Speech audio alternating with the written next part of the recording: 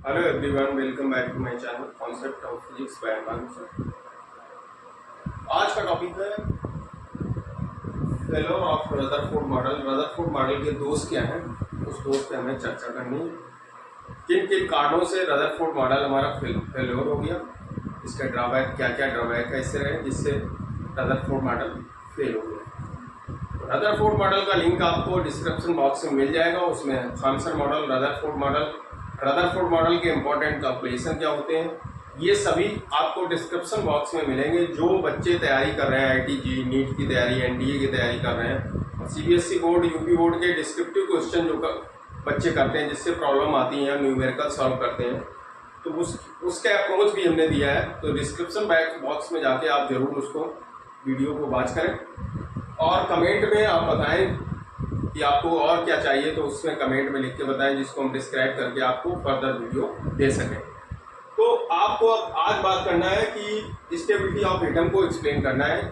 Rutherford ने stability of atom को explain नहीं कर पाए थे, जिसकी वजह से रदरफोर्ड मॉडल यहाँ पे फेल हो जाता है। अच्छा, स्टेबिलिटी एटम में क्या था कि इन्होंने बताया था कि कोई भी न्यूक्लियस होता है उसमें इलेक्ट्रॉन होते हैं, बस न्यूक्लियस है, उसकी चारों तरफ इलेक्ट्रॉन है। इलेक्ट्रॉन की क्या स्पेसिफिक ऑर्बिट है उसको इन्होंने डिफाइन नहीं किया। बस इन्होंने बताया था कि जो इलेक्ट्रॉन होते हैं, जैसे पृथ्वी होती है जो सूर्य के चारों ओर चक्कर लगाती है, जैसे ये न्यूक्लियस है, ऐसे ही उन्होंने सन लिया था। ये सूर्य है और इसके चारों ओर पृथ्वी चक्कर लगा रही है, अर्थ रोटेट कर रही है। उसी तरह से इलेक्ट्रॉन भी क्या होते हैं, ये इलेक्ट्रॉन है, इस पे माइनस ही चार्ज है, इसकी डिस्टेंस यहां से r है, और ये इलेक्ट्रॉन क्या कर रहा है, इस ऑर्बिट में घूम रहा है। तो पृथ्वी की तरह उन्होंने बताया था कि जैसे सूर्य के चारों ओर पृथ्वी घूमती है, उसी तरह से इलेक्ट्रॉन जो होता है वो न्यूक्लियस के चारों ओर घूमता है।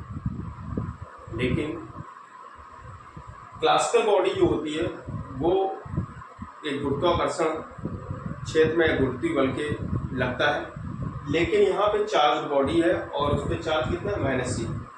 इलेक्ट्रोमैग्नेटिक इंडक्शन से इलेक्ट्रोमैग्नेट में बताया गया कि कोई भी त्वरित आवेश होता है, एक्सीलरेटेड जो चार्ज होता है, वो क्या करता है, ऊर्जा उत्सर्जित करता है। मतलब जितने भी इलेक्ट्रोमैग्नेटिक इंडक्शन में जितने भी मूवेबल चार्ज हैं वो क्या करते हैं, एक इलेक्ट्रोमैग्नेटिक वेव इमिट करते हैं, ऊर्जा का उत्सर्जन करते हैं। जब इलेक्ट्रोमैग्नेटिक वेव किसी से निकलेगी लगातार, तो इलेक्ट्रॉन की ऊर्जा का क्या होगा, वहाँ पर ऊर्जा लॉस होगा। इलेक्ट्रॉन क्या करता है, जैसे अपनी कक्षा में घूमता है, त्वरित होता है, त्वरित इलेक्ट्रॉन क्या करता है, ऊर्जा का उत्सर्जन करता है, जिसके कारण उसकी ऊर्जा में कमी आएगी। तो धीरे धीरे जब कमी आएगी इलेक्ट्रॉन की ऊर्जा में, तो इलेक्ट्रॉन क्या करता है, जैसे ये न्यूक्लियस है और इलेक्ट्रॉन इसकी डिफरेंट ऑर्बिट में इसकी चारों तरफ घूम रहा है, इस तरह से इलेक्ट्रॉन इसके, तो ये क्या कर रहा है, इलेक्ट्रोमैग्नेटिक वेव का ये इलेक्ट्रॉन क्या करता है, इस पे चार्ज -e है, ये इलेक्ट्रॉन ये एक्सेलरेटेड होता है, त्वरित होता है, एक्सेलरेटेड चार्ज पार्टिकल, ये एक्सेलरेटेड चार्ज पार्टिकल क्या करता है, ये इलेक्ट्रोमैग्नेटिक रेडिएशन देता है, ईएम वेव का उत्सर्जन करता है। इलेक्ट्रोमैग्नेटिक वेव क्या है, एक एनर्जी का फॉर्म है, तो ये ऊर्जा का उत्सर्जन करता है। जब इलेक्ट्रॉन एक निश्चित ऑर्बिट में घूमेगा तो लगातार क्या होता है, त्वरित होता रहता है। जब त्वरित होगा तो ये ऊर्जा का उत्सर्जन करेगा, जिसके कारण इलेक्ट्रॉन की ऊर्जा में क्या आएगी, कमी आ जाएगी। इलेक्ट्रॉन धीरे धीरे ऊर्जा को खो देता है। तो ये क्या करता है, धीरे धीरे अपनी ऑर्बिट को बदलता रहता है। जब स्पाइरल फॉर्म में आ जाता है, जब लगातार अपनी ऑर्बिट को बदलेगा, तो एक टाइम ऐसा आएगा कि इलेक्ट्रॉन किसमें, न्यूक्लियस में आके गिर जाएगा। तो लगातार जब ये ऊर्जा को खो देगा, एक समय ऐसा आएगा कि ये ऑर्बिट में आके गिर जाएगा। जब ये ऑर्बिट में यहाँ पे डिफ्यूज हो जाएगा तो इलेक्ट्रॉन जो पदार्थ है हमारा, मैटर होते हैं, तो मैटर की स्टेबिलिटी नहीं रहेगी, पदार्थ कोई भी बन नहीं सकता है। तो जितने भी त्वरित आवेश होते हैं, त्वरित आवेश हैं, वो ऊर्जा का उत्सर्जन लगातार करते हैं। तो ऊर्जा का लगातार उत्सर्जन करेंगे तो वो लगातार अपनी कक्षाओं में को परिवर्तित करते रहते हैं। कक्षाएं परिवर्तित कैसे होंगी? क्योंकि जैसे जैसे ऊर्जा का लॉस होगा वो कक्षा छोड़ के अपनी बाद वाली कक्षा में आता रहेगा, इसलिए लगातार अपनी कक्षाओं को बदलता रहता है। क्योंकि ऊर्जा लॉस होगी तो धीरे धीरे ये आके न्यूक्लियस में गिर जाएगा। जब न्यूक्लियस में गिर जाएगा तो यहाँ पे इस पदार्थ का जो कोई भी स्थायित्व नहीं रहेगा। पदार्थ का अरेंजमेंट क्या है कि पॉजिटिव न्यूक्लियस होना चाहिए, उसके चारों तरफ इलेक्ट्रॉन क्या करता है, मूव करता है डिफरेंट ऑर्बिट में। यही तो बताया गया था। बोहर एटॉमिक मॉडल अभी एक्सप्लेन करेंगे तब उसमें बताएंगे। तो ये रदरफोर्ड ने एक्सप्लेन नहीं कर पाए थे।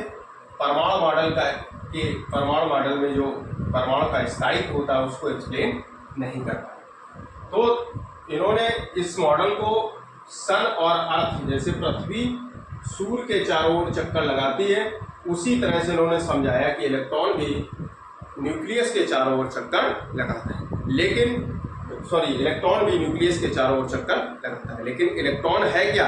एक त्वरित आवेश है और त्वरित आवेश लगातार ऊर्जा का उत्सर्जन करता है। धीरे धीरे ऊर्जा उसमें कम होती जाती है और वो लगातार अपनी कक्षा को बदलता रहता है और धीरे धीरे न्यूक्लियस के पास आता स्पाइरल फॉर्म में, ये स्पाइरल फॉर्म है, ये स्पाइरल फॉर्म आता क्या करता है, धीरे से न्यूक्लियस में गिर जाता है। ये क्या है? इसका नाभिक है, न्यूक्लियस है। इसको क्या बोलते हैं? न्यूक्लियस। इस न्यूक्लियस में आके ये गिर जाता है, यही नाभिक। तो नाभिक में इस इलेक्ट्रॉन का स्थायित्व खत्म हो जाता है, जिससे पदार्थ का की स्टेबिलिटी खत्म हो जाती है। ये फर्स्ट इसका जो ड्रॉबैक था वो हमने यहाँ पे डिफाइन किया है। अब हम देखते हैं सेकंड। तो इसका आप स्क्रीनशॉट ले लें। अभी तक आपने देखा यहाँ तक कि जो स्टेबिलिटी एटम है, रदरफोर्ड मॉडल के atom, it could not explain the stability of atom. Atom की स्टेबिलिटी को एक्सप्लेन नहीं कर पाए, क्योंकि अकॉर्डिंग टू इलेक्ट्रोमैग्नेटिक प्रिंसिपल, जो विद्युत चुंबकीय सिद्धांत से क्या होता है कि जब कोई त्वरित आवेश ऊर्जा उत्सर्जित करता है और किसी वृत्तीय कक्षाओं में घूम रहा है, तो इलेक्ट्रॉन भी ऊर्जा उत्सर्जित करेगा। इलेक्ट्रॉन धीरे धीरे अपनी ऊर्जा खो देता है और वृत्तीय कक्षा कम होती जाती है। लगातार इलेक्ट्रॉन जैसे इस कक्षा में घूम रहा है तो इसकी ये ऊर्जा का उत्सर्जन करेगा, तो लगातार इसकी कक्षा कम होती जाएगी तो एक टाइम ऐसा आएगा वो आके न्यूक्लियस में गिर जाएगा। वृत्तीय कक्षा कम होती जाती है और इलेक्ट्रॉन नाभिक में गिर जाएगा। तो ये ड्रॉबैक का रदरफोर्ड मॉडल का। रदरफोर्ड मॉडल में इलेक्ट्रॉन को एज ए अर्थ ट्रीट किया गया था कि सन के चारों ओर जैसे पृथ्वी घूमती है, उसी तरह से इलेक्ट्रॉन भी न्यूक्लियस के चारों ओर घूमता है, ये बताया गया। इसके बाद सेकंड पॉइंट है, परमाणु का जो स्पेक्ट्रम होता है वो कॉन्टिन्यूअस, सतत होना चाहिए, परंतु व्यवहारिक रूप में ये एक रेखीय स्पेक्ट्रम मिलता है। जो कॉन्टिन्यूअस स्पेक्ट्रम होना चाहिए था वो हमारा क्या है, लाइन स्पेक्ट्रम मिलता है। क्या मिलता है?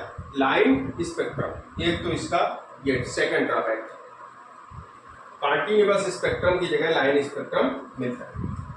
नाभिक के चारों ओर इलेक्ट्रॉन का जो डिस्ट्रीब्यूशन इलेक्ट्रॉन का जो वितरण है उसको नहीं। रदरफोर्ड डिफरेंट ऑर्बिट में, जैसे पॉजिटिव न्यूक्लियस है, कोई भी न्यूक्लियस इस तरीके से पॉजिटिव है, इस पॉजिटिव न्यूक्लियस के फर्स्ट ऑर्बिट में कितने इलेक्ट्रॉन होंगे, सेकेंड ऑर्बिट में कितने होंगे, थर्ड में कितने होंगे। तो डिफरेंट ऑर्बिट में नंबर ऑफ इलेक्ट्रॉन को, जैसे फर्स्ट ऑर्बिट में कितने होते हैं, 2n² से पॉली एक्सक्लूजन प्रिंसिपल से निकालते हैं, 2, 6, 8 इस तरीके से निकालते हैं। तो पॉली केमिस्ट्री में आपने पढ़ रखा होगा, इलेक्ट्रॉनिक कॉन्फ़िगरेशन जब करते हैं तो वहां पे आपने निकाला होगा। तो रदरफोर्ड ने ये नहीं बताया कि किस ऑर्बिट में कितने इलेक्ट्रॉन होते हैं, तो इलेक्ट्रॉनों का जो वितरण होता है, डिस्ट्रीब्यूशन ऑफ इलेक्ट्रॉन को वो नहीं समझा पाए।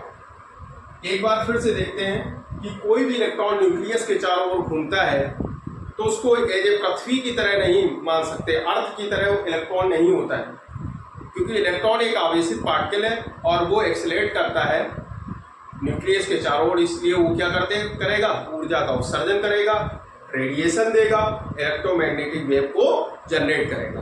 तो जिसके कारण उसकी ऊर्जा में क्या होता है, लॉस हो जाता है और इलेक्ट्रॉन धीरे धीरे अपनी कक्षाओं को बदलता हुआ न्यूक्लियस में गिर जाता है। जिस तरह से ये पदार्थ कभी भी नहीं बन सकता, अगर ऐसा होता तो कभी भी पदार्थ नहीं बनता। दूसरी चीज क्या है कि परमाणु का जो स्पेक्ट्रम होता है वो सतत ना होकर व्यवहारिक रूप से रेखीय, कॉन्टिन्यूअस स्पेक्ट्रम ना मिलकर लाइन स्पेक्ट्रम मिलता है।